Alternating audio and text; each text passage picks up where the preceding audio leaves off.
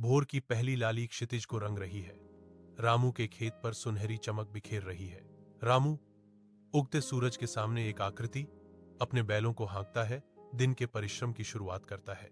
रामू के माथे पर पसीने की बूंदें चमक रही हैं, जो उसके परिश्रम का प्रमाण है। फिर भी उसके चेहरे पर एक शांत संतोष है। उसके कठोर हाथ मिट्टी पर काम करते हैं। समृद्ध धरती उसकी उंगलियों से उसके अपने जीवित विस्तार की तरह बहती है।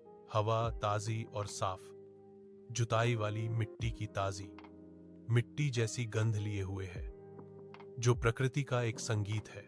रामू और उसके बैल तालमेल से चलते हैं। आदमी और जानवर का जमीन के साथ एक कालातीत नृत्य। शांत गांव के चौक में किसान इकट्ठा होते हैं। उनके चेहरे निराशा से भरे हुए हैं। अथक सूखे को लेकर चिंता से उनकी आवाजें धीमी हो गई हैं। उनके चेहरों पर हर शिकन संघर्ष की कहानी कहती है।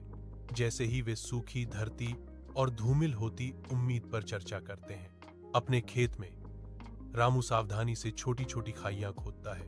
उसके हाथ शांत, हताश दृढ़ संकल्प के साथ काम करते हैं। वह एक तालाब से कीमती संरक्षित पानी का मार्गदर्शन करता है।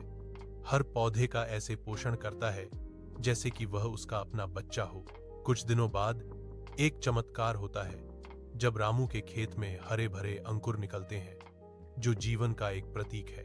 उसका खेत अपने आस पास की बंजर उजाड़ भूमि के विपरीत एक कठोर हरा भरा विरोधाभास के रूप में खड़ा है, जो उसकी अटूट देखभाल का प्रमाण है।